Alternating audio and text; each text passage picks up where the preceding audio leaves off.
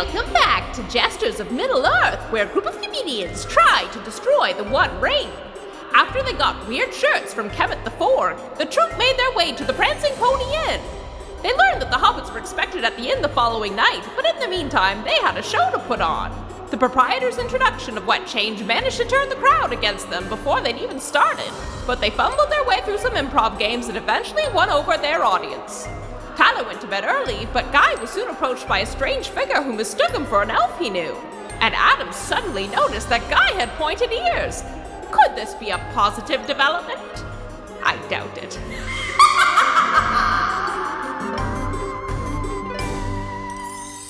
Adam, you are coming over to your table with a tray of the finest non-chunky beverages you can find. So you've established the beer is not great. What would you be bringing over from Barleyman Butterbeer, the owner of this fine establishment? Oh, man. I think, I would have went there, and is there a menu I can look at, or? Yeah, go ahead and roll me a d6. Ooh. As with your drinks. Okay. Well, let's see what kind of menu I'm getting with a 6. Oh man, yeah, there is a menu. It is very clear. I mean, the best you can hope for in a medieval tavern situation is that the menu is clear and you can tell what would make a modern stomach recoil in horror. Okay. So in looking at it, there's a bowl of brown, which was a very common medieval stew thing where they would just keep adding shit to a non-stop pot. They'd never clean the pot. It was just an ongoing bubbling mess of nonsense. You don't order that because you've got a 6. You see ingredients are whatever we can find, comma, ongoing. So you avoid that. But there's it's called bowl of brown? That's what it says? A bowl of brown. Oh, yep. Yeah. Okay. All right. Yeah. Pass. But there's some sausages that look appealing.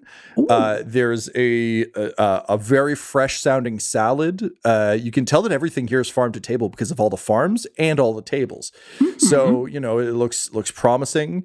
What's a favorite treat you would hope to find in a medieval tavern, do you think? Well, I mean, I would hope that pretzels had been invented. Well, you know what, Adam, a with big a 6? pretzel? Sure, yeah. I'm sure somewhere in the back of one of the similar Silmarillion books or one of the appendices, he's like, oh, BT dubs, Gandalf found pretzels that one time. Yeah, it's 20 bread. Which race in Middle Earth is an allegory for Bavarians? Just all of them, sort of, but none of them. I don't want to live in a world where the hobbits haven't figured out how to make a pretzel. I feel like they spend all day thinking about food, and truly, just as a guy who enjoys eating, I feel like a pretzel is a solid second lunch kind of situation. All right. So what dip does your pretzel come with? You took the words right out of my mouth. I was like, do they have dip? They do. They have a cup of the brown. Ooh. Or... they put the brown on there, and I'm like, okay, yeah. And I kind of just slide it down the bar and just maybe put it behind someone's drink. Oh, someone is thrilled. Your old... hey, that's brown. Oh, boy. Free brown. Hey, everyone, this guy's giving away free brown. Adam, I'm going to give you 1 point of inspiration for accidentally becoming a folk hero. Yay! All right. Sweet. All right, so you give one your good sample. Tonight. You take your sample cup of the brown and pass it along. What actual dip do you get? Keeping in mind that you're limited to medieval fantasy tavern. Okay. Clearly, I don't know a lot about medieval stuff, and the only medieval things I know is medieval times. So I would hope that there's, various mustards. Okay, I buy a mustard. I like directly to medieval times. I was hoping you were going to say Frank's Red Hot sauce. Yeah. There's some Heinz ketchup. I think again, those hobbits fucking love eating. So I'm going to assume mustard is fine. So you have mustard, you have a pretzel, and you have a less chunky ale. Is that fair to say? That feels like a good... Yeah, it's just a bunch of pretzels.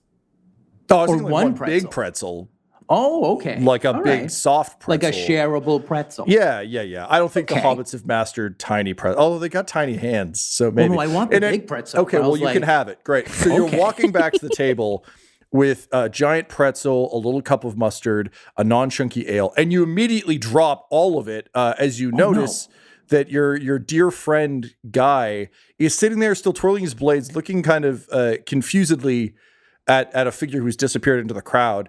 And as he turns to look in profile, you see that he has pointed ears. Holy shit, Adam, my pretzels! Oh, God! Oh, Adam, did you get me pretzels? I want pretzels. I mean, I did, but dude, you've been holding out on me. No, these are my swords. I told you. And, No. Don't be coy with me, Bradford. I see your Spock ears. Adam, what the fuck are you talking about? Did you see the dude that was over here? The one that was like, there was some dude and he was giving off weird vibes and it made me feel uncomfortable. No, man. I called you loudly. I was handing out something called brown, which we will not be eating, but everyone here really likes it. And when I come back with this, well, I mean, there's some crumbs on it, but it's still a good pretzel. I see you got some Spock ears. I asked you about those ears once because I had that Leonard Nimoy idea, where he like sneaks into a cookie factory in like the middle of the night and eats all the cookies, Nimoy ahoy. I'm just going to start touching my ears.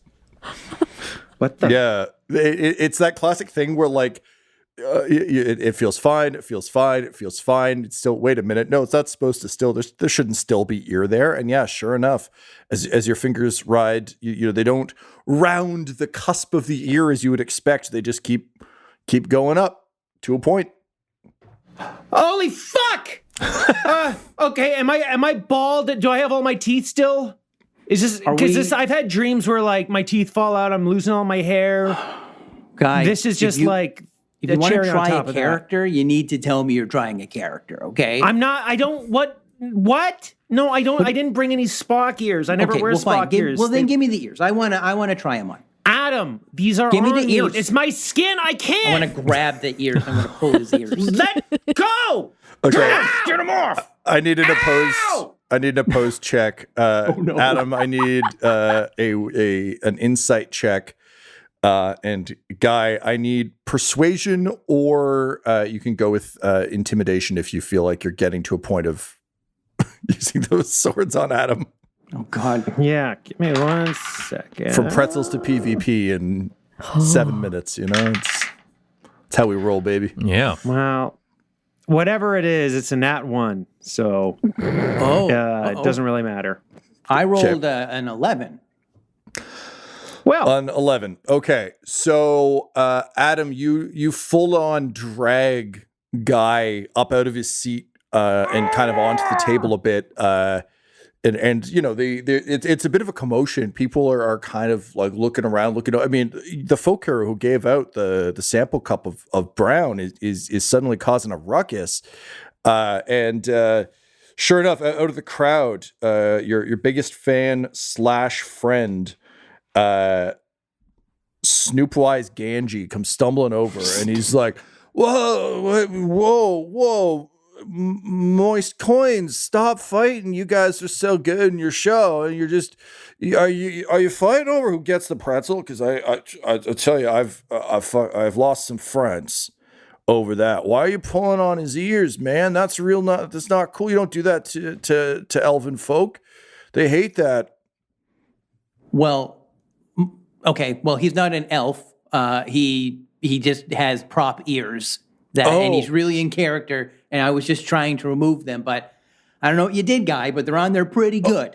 Adam, I'm sorry. Is this like your mom was an elf or your dad was an elf and like your other parent was a human thing? Did I say something offensive? Or are you just like a human with weird ears? Dude, I don't know. I don't know. I'm not wearing fake ears. Everybody fuck off. Okay. Guy, do you like super promise that those aren't fake ears? Adam, I promise. I promise. I super promise. I'm in this too, right? Okay, he does. You know what that means? That means you can't lie. A promise, you can maybe do white lies, but super promises, you have to tell the truth. Do you super promise that your ears are real? I super promise. Fuck, what happened to your ears, guy? Oh my God. I don't know. At which point the door to the Prancing Pony bursts open, and a hobbit in a green traveling cloak steps boldly into the Prancing Pony. He's a hobbit, so he's short of stature. He's got a bit of a mischievous grin, curly brown hair. Also like vaguely pointed ears, but not like super pointed, just like, little, so they got the little points going on. And true to what you've been told, this guy's got hairy feet. The top of his feet, super hairy. And he's got, like a leather bag across his chest. But like just a little like sling bag at his side, like a little cool man purse situation. And behind him, heaving, is a second hobbit carrying just a big rucksack on his back. Same build. He's a rotund little guy, furry feet. He's wearing like a brown vest under like a green cloak. Curly hair, pointed ears, but red-faced from carrying this giant bag that is like the size of him. And it's very clear that, one of these guys is in charge and one of them is, the porter or the butler. And he just takes a big breath in, looks around, grins, and walks over to the proprietor and says, "Pardon me, I think you've got a reservation for Mr. Underhill." And the bartender leans over and goes, "Yes, we weren't expecting you until tomorrow." And he leans over and says, "Say, where's your pointy hat friend?" And the hobbit looks down and says, "We haven't seen Gandalf in days. He said he'd meet us here. Is he not here?" And the proprietor, Mr. Butterbur, looks around and says, "We haven't seen anyone matching that description sometime, but you are welcome. We'll get your room ready for you post haste.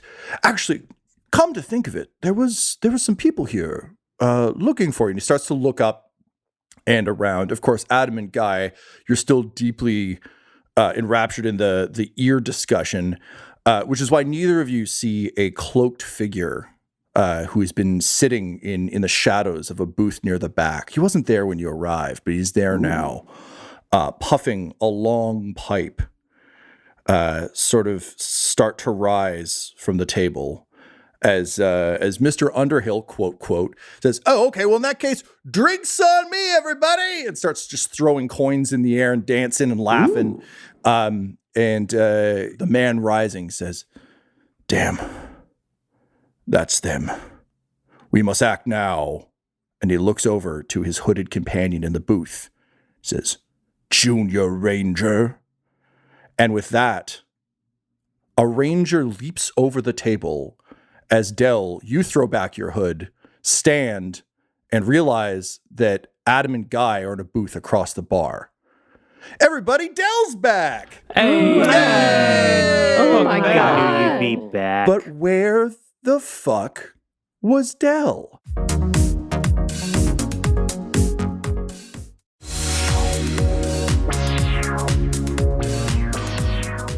Well, to answer that, we flash back in time. The mists of time, not our normal mists, swirl around us, and we find ourselves yet again in Tom Bombadil's house, also known as Underhill, a term that gets used more times in Lord of the Rings than I knew. Yeah.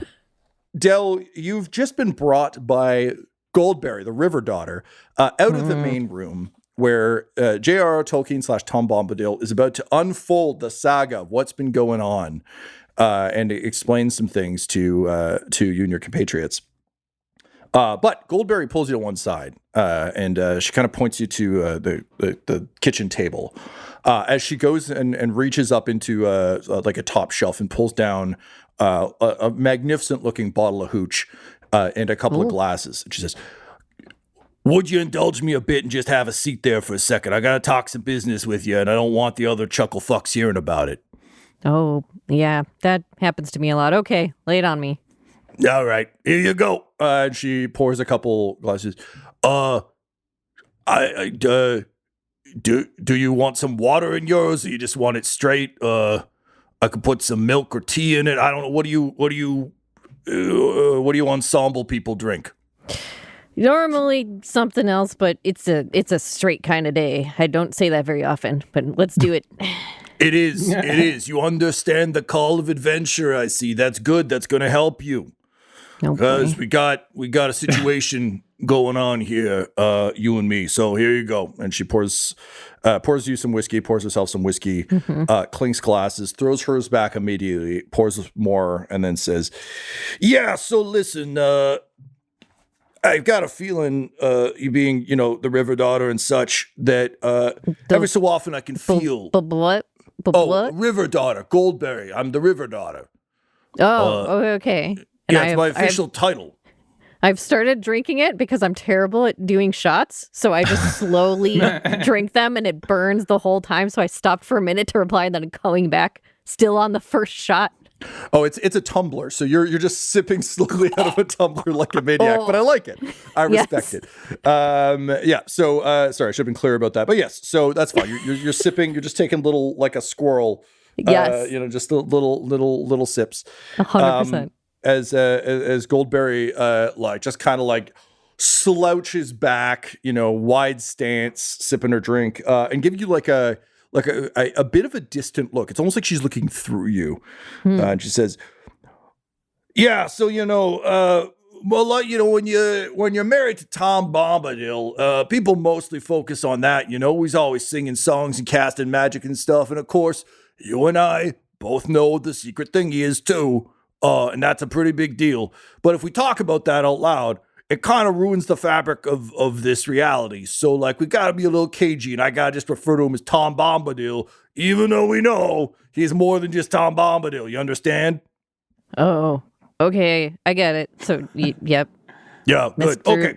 Mr. Loud, and we'll be the behind-the-scenes people, I guess? Yeah, kind of. I just got to talk around a few things so that, the fragile nature of this realm doesn't implode on us and stuff. So, listen, Tom may have explained, or he may be explaining right now, that there's a cycle of events in this place. A series of events that are supposed to occur in a certain order involving certain people. That just kind of make things work out and make this a very pleasant place to live. If that doesn't happen, things are going to get real weird around here. And look, between you and me, it's already happening. Things are already starting to slip a little sideways. Know what I'm saying? So it's like fate. So or like fate story. So if it doesn't get done right, it falls apart or something?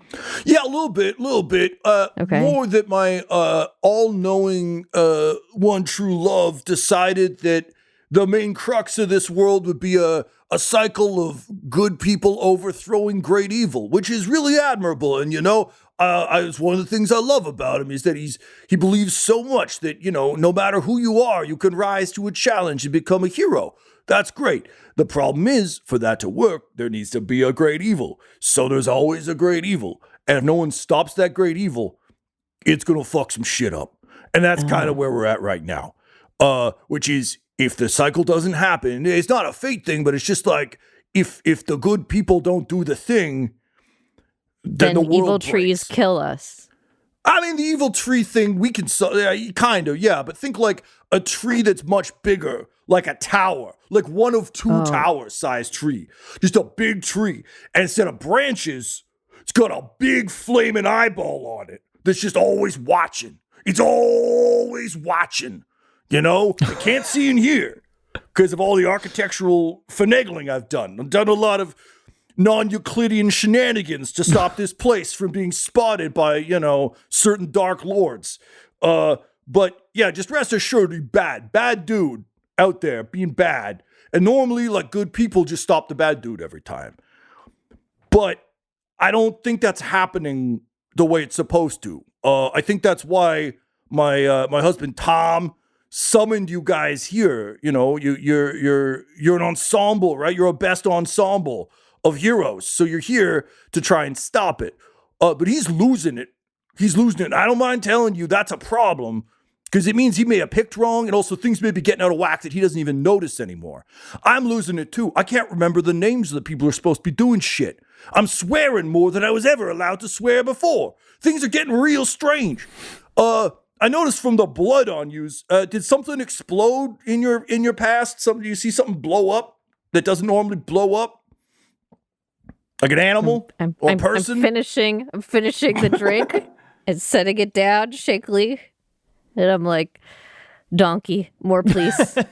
Oh, yeah, that sucks. Pour some more. I don't think I'll ever unsee it. It's just like the viscera. Yeah, viscera isn't the thing we normally deal with around these parts. It's a lot of like, died poetically. Like that donkey would have like fallen over and given a monologue and then like slipped its mortal coil surrounded by friends, probably bathed in white light. And instead, I hate all of this. I don't like any of this. Motherfucker popped like a balloon, right? So that's what I'm talking about. It's getting weird here. It's bad. Anyway, so here's the problem. That's not the problem. Well, no, this is the immediate problem that I need you to solve.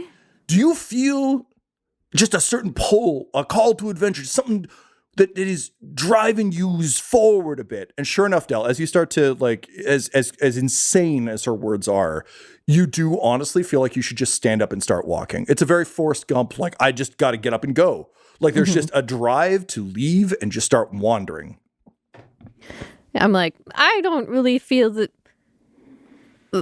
I mean, I'm sure everything here will be fine if I just, like peace out. Deception. Deception. Oh, it's a dirty 20. Ooh. All right, so yeah, I guess if you just want to leave and doom the realm, that'd be fine. You could just go live a selfish 20 minutes or something somewhere. That'd be cool. Go find some more exploding donkeys, why don't you? Yeah. Can I take the rest of this? Can I just have? Wait. Can I have it? Do you feel like you need to leave right now? If you let me take this, then it'll be better. That's good. Yeah. No, you can't take this. This is very. I mean, I just your friends might need some of this. Is all I'm saying. Okay, maybe it was referenced in an earlier please. episode. So more, please. Here you go. But the bottle's got to stay here for continuity. Fine. Yeah. Keep your dark secrets and dealings. I will take this tumbler. Well, great. I'm going to share some of my dark secrets and rumblings with you. So yeah, basically, there's a little dude who's supposed to go destroy a great evil thingamajig, and I don't think he's got the protection he's supposed to have. And I don't know if you've ever read one of, and she does air quotes, like Tom Bombadil's books, but he includes a lot of long breaks, takes people a long time to get going, takes them a long time to get places. We don't have that sounds kind of like time. People that I know. Yeah, we don't have that kind of time. I think you got to go now. And if you're feeling a pull, then you got to go. So here's what you got to do. You got to go find the guy who's supposed to meet them at this tavern they're going to. All right. I don't know the name of the tavern. I don't even know the name of the town. But this dude, he's a ranger. All right. So rangers, they keep the borders safe. They just kind of wander around in the woods, stopping evil from happening. Like Do you have Walker, people like that in your Texas world? Ranger. Walker, Texas Ranger. Yeah. His name is something like Walker. It's something to do with ambulatory movement. So yeah, it could be Walker. That sounds about right, actually. So I don't know. Look for a guy whose name is something like Walker. And yeah, maybe he's like your Texas. I assume Texas is a forest where rangers are. So look for that. Just go seek out a Texas Ranger whose name is something like Walker. And Perfect. You got to find that dude. And you got to say, hey, man, whatever you got to do, you got to convince that guy to come with you and just follow that pull. And, he'll come with you and you'll find the little dudes and you got to keep the little dudes safe. And your friends will find you eventually. It's just by the time they get there, I think things are already going to have gone sideways. All right. So, like, can you do that? That makes a lot of sense to me, actually. I don't know if it's whatever's this talking, but that all makes perfect sense. All right. Yes. Great. Well, text. you gotta leave the tumbler here for continuity reasons, but you can be on your way. I'll give you a Tagosi's cup. Okay, good. And she goes and gets like world's Do best you have like bombadil. a flask or something? Isn't this like fantasy realm?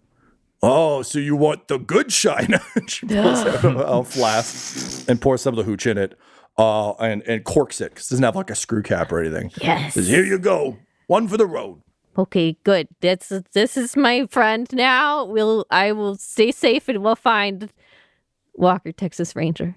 You do that. You got to do that. And Dell, and she puts her hands on your shoulders. Says, be safe out there. I don't want you to blow up like that donkey. All right, okay. bye. Okay, River Lady. Cool. Okay, bye. Oh, yeah. Wander into the night. You wander off into the night. She pours herself another drink. She's like, oh, yeah, that lady's going to die. And takes a drink. Dell, this has already happened to the rest of our adventurers, but for you, this is a first. One of the mechanics in this system is the journey phase. So you're going to go on a solo journey. What?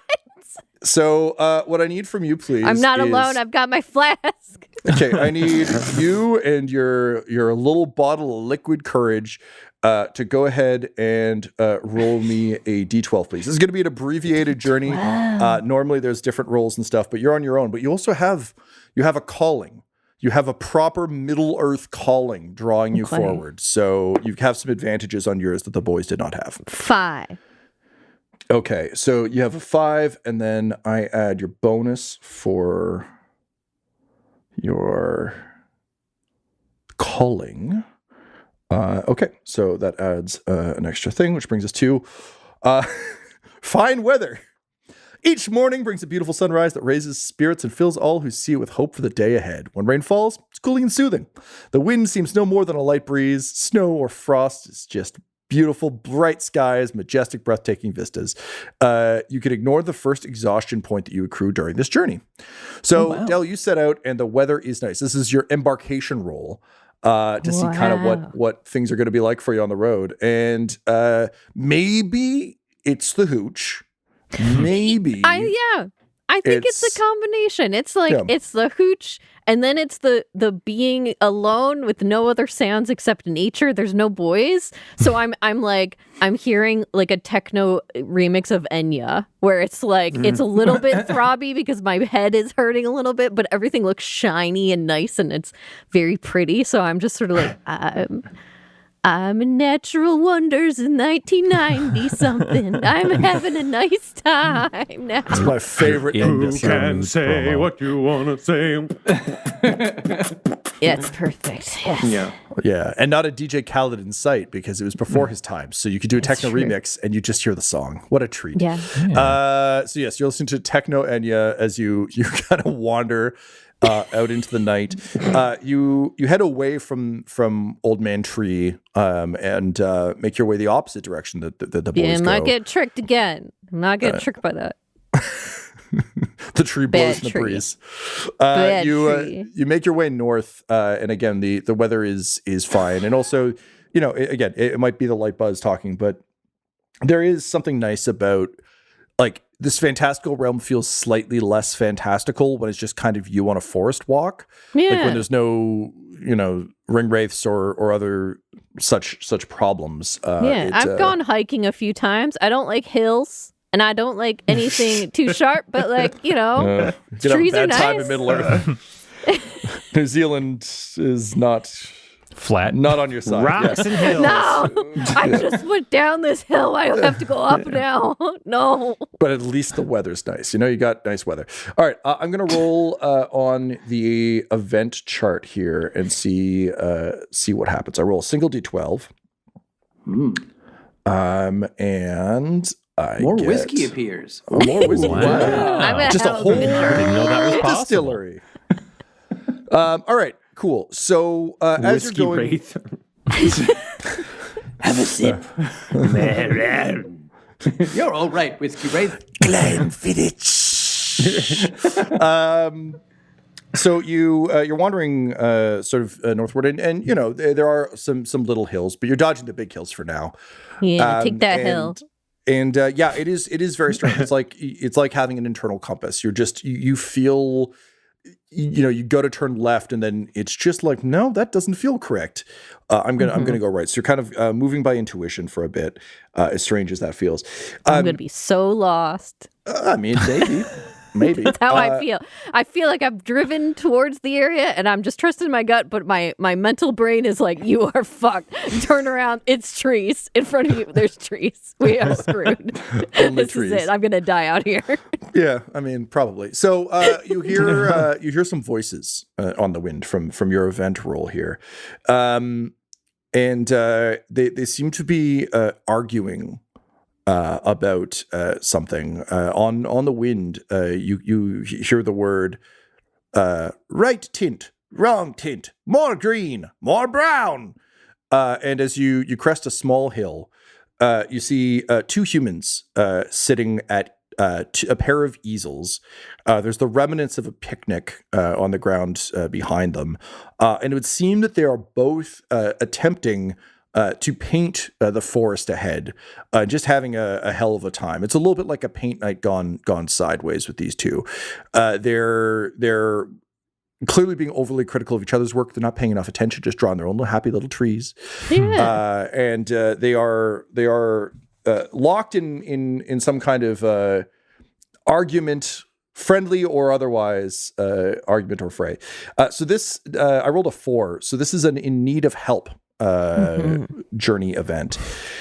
So what this is basically going to boil down to is you're going to have to make some skill checks to see whether or not you're able to help. If you don't want to help altogether, you can roll a wisdom save.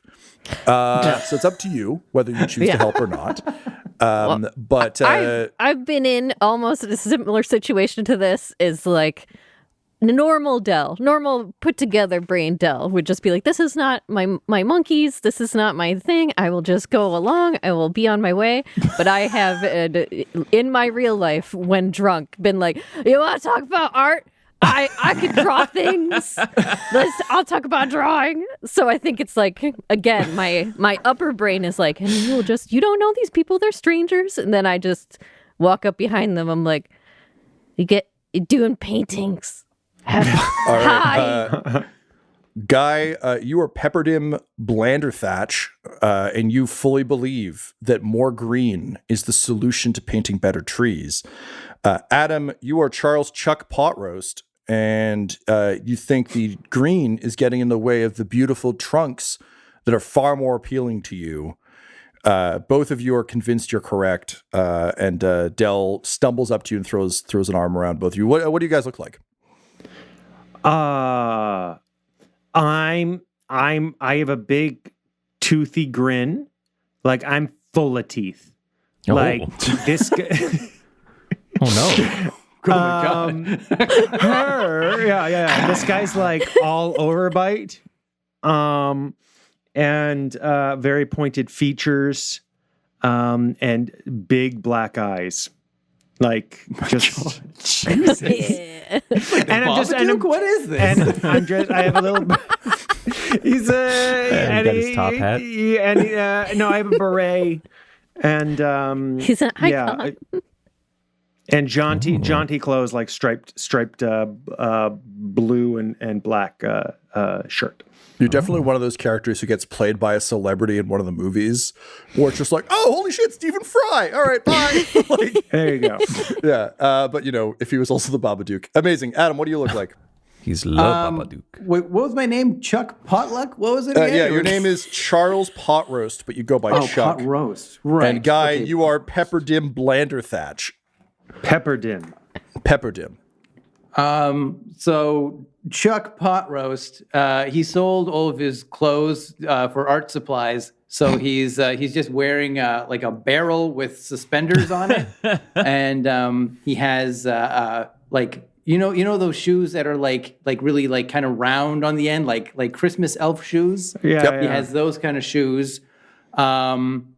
He also has incredibly large teeth, and he also has very large black dead eyes, just like his best friend. Jesus but Christ. He has on a old knight's helmet. And like one of those things where like you have the visor that goes up, and whenever he makes a point, it goes like, and it kind of slams it down on his face, and he has to like lift it back up again. All right, I like That's what he looks like. No, I And dig it. just so I'm clear, I'm for the green. Yes, yes. Okay. I'm I'm against like the green. Yes. Yeah. Correct. I should also point out, just for sake of Lord of the Rings continuity, that your knight helm just has some extra curves to it. It's not like a standard British knight's helm. It's got some little embellishments to it because Lord of the Rings, everything's got just a little bit extra, you know? Right. But it's I old, found it's it when dented. we were Yeah. walking here. It's from, Yeah. some people find cursed rings. You found a dented helmet. It works. Right. So, yes, Dell has interrupted your conversation and has commented on the so you're doing some painting. How do you Hey, two respond? Chuck, who's this person we see us behind over there? Hi. It's what? Well, I guess we can ask this person what they think what they should do with our paintings. Hey there, person. I think there's too much green. Uh-huh. My friend here thinks there's not enough. It should be more green. I think there's too much. You gotta focus on the trunk. Mother, Okay, Dell. No, you got to focus on the leaves, dear. Dell, let's start with perception. You're Okay. a little boozy and also haven't rested from your since you arrived here from a day where you already had to run a full wet change show in the 100%. coffee shop, at the coffee roastery. So let's see how good you are at even just looking at these two paintings. I'm doing a lookers.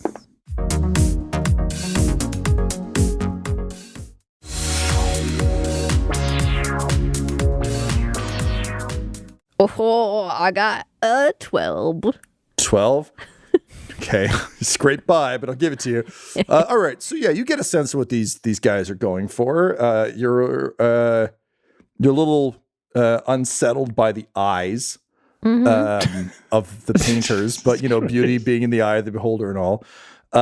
Okay, so yeah, you pass your first check successfully. Good job. So yeah, you can see what they're both going for. How do you try and solve this Judgment of Solomon situation? Yeah, I think coming on these guys, the dark eyes is very unsettling, but looking over both of them and the overall vibes, it feels to me like, I'm like, you both look like artists. You both look like you're really invested in the trees. And everybody who does art, they're seeing it through their own eyes. So I think if you need more green, you should put in more green. And if you need less green, you should put in less green because everybody sees it different. The colors are different for everybody. Okay, Dell, give me a persuasion, please. And actually, sorry, hang on. Before you roll that, Okay. Pepperdim and Chuck, how convincing is that argument to you? I was looking for just a clear yes or no, like to the green. And so I don't know what to make of this. I can't make heads or tails. well, I understand that we each have our own pictures that we're drawing. The fact of the matter is, I'm correct. So All right, Dell, you Mother? got to take this one at disadvantage Okay. from a hostile Okay. audience. It's persuasion, did you say? Yep. So it's a 15 at disadvantage. Wow. Damn. Too bad. What do you say that turns these two fellows around? Shaking my head. I'm like, all right, fine. If you want my opinion, you need more blue. Because if you just have green and not green, it's not next to anything. But if you put other colors in with the green and next to the green, it can look more green. It's like, it's how the colors interact with one another. It's not the physical color on the thing. So like, get with it. So putting in different colors will make the greens pop, is what you're saying? That's exactly. So if you do like a Hey. rusty, desaturated red next to your greens, the greens will pop more. well, I guess we could try more blue. My gravy, this blue is making my brown more brown. Yep. And this How'd you do red's making my green look like it's like it's green. You're welcome. Oh, I Hey. didn't say thank you. And for that, Dell, the pull becomes too strong, and you continue on your way, leaving these. Well, I mean, you guys can yell after if you want. I I'm was just turning on my joking. heel. Thank you. Goodbye, mother. See you later. Yeah, but we'll God. see you later, guys. Keep doing the arts. Bye, love you. We'll be back. For sure. We'll do it. So, Dell, having rolled successfully, you gain an inspiration, and you'll get a +1 to your roll upon your arrival at your destination. Whoa. But I do need you to roll a wisdom save for me, unrelated to the previous wisdom save. Yes. Ooh, that one's bad. 5. These guys are going to be totally fine. You know what? Just a couple of unarmed artists out in the woods when dark things stalk the roads. What could go wrong? Their lives are going to be long and fruitful. I have been walking intoxicated, and I am fine. There are 2 guys. One has armor on his head, so... This is all a vision quest for Dell. None of this is actually happening. She's in a closet somewhere. She wakes up in Edinburgh. I'm like, huh? Wow. Good, it was you a were there dream. and you were there, but none of them are there. And you're like, oh no. Oh, no. Yeah, it's the shitty, this movie isn't getting a sequel, but we set one up anyway moment that we all love so much. Okay, so having helped the 2 artists, Dell, you continue on your way. We get to roll the arrival roll now. Yours has been significantly less eventful than the previous one. Good. So I believe, yeah. So please roll a D8. A D8. You don't have any exhaustion to worry about. You get a +1 from easy terrain from your being pulled in the right direction, All right. and you get a +1 from your successful shenanigans. I rolled an 8, An 8. so I get 10. Inspired and filled with hope. The journey has served to reaffirm the company's dedication to their struggles and their bonds with each other. In this case, you and your flask. Me and my flask. You have weathered hardships, faced dangers. We're doing it. As a result, each member of the company may remove 2 points of shadow. You have no points of shadow. And gain inspiration. So you gain an additional inspiration. Oh my gosh. Because as you know, Jeez. in Tom rules, more inspiration is fine. Yay! Thanks, Tom. Yeah, so you can pack some inspiration. And Dell, I'm going to say, even though you don't have any points of shadow, this lovely jaunt through Middle Earth lingers in your memory as a nice experience you've had. And so the next time you gain a point of shadow, not 2, I'm not giving you both, but next time you gain a point of shadow, you can like shrug it off because you remember that time that a couple of just silly, lovely, shark-eyed boys hanging out in the woods were doing some art, and you helped them. And maybe if you can do that, maybe beautiful things are possible in Middle Earth, and maybe true. it isn't all Mount Doom and Gloom. So just keep that as like a first line of defense against shadow, which you'll learn more about when bad things start to happen to you. Nothing bad can happen. I'm doing great.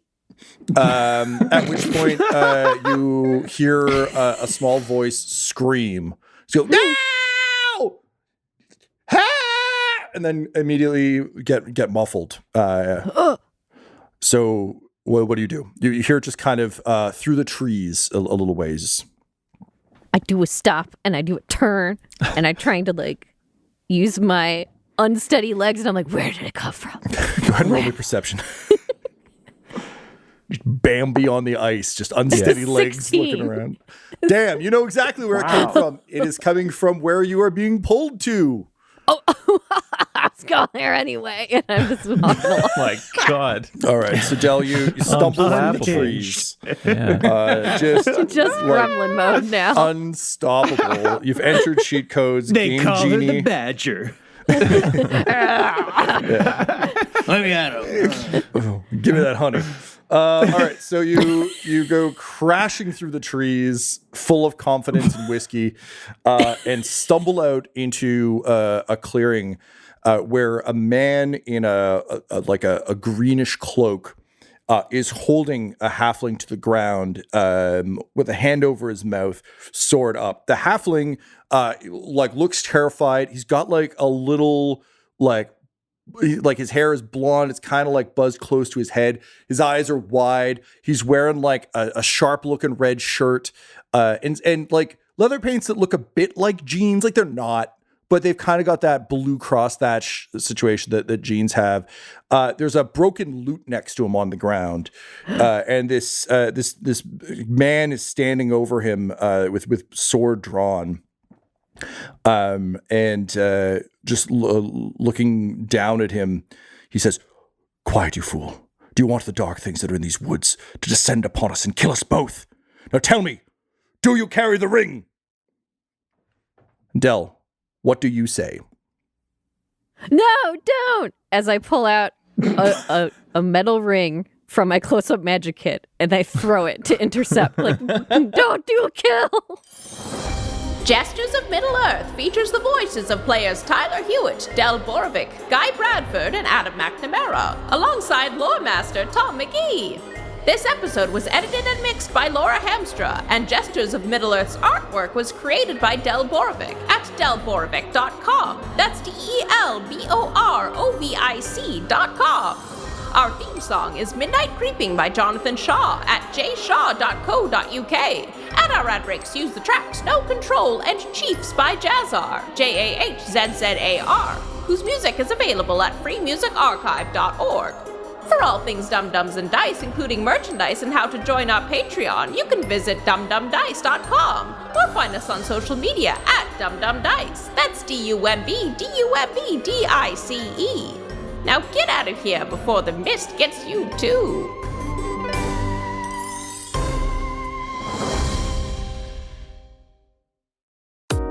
Dum-Dums and Dice has to give a special thank you to the supreme beings of our Patreon at this time: George Dolby, Gavin and Abby McDonald, Grandma Likes D&D, Alan, Stabby Stranger, Alarain Okapi, Madre de Gatos, Garbo Ape, Sam Schaefer, Waffle Marine, Dia de los Hoodless, Squishy Werewolf, Funky Head, Accent Therapeutic Services in Florence, Kentucky, Lael, Jordan Oliver, Richard Wright, Brittany Fenwick, Megan Werner, A Man Out of Time, Curtis at FingerTechRobotics.com, Panda24NN, Your Homeboy Bones, Ellis Hatch, Odigenous, Kai Koa, Squire Solaire, Sandy Sassy Pants, Amira Lockhart, James Molina, Nick Hemsing, Alex LaFountain, Mickey Blake, Seth Cambron, Corpse Knight Silver, Adamir 101,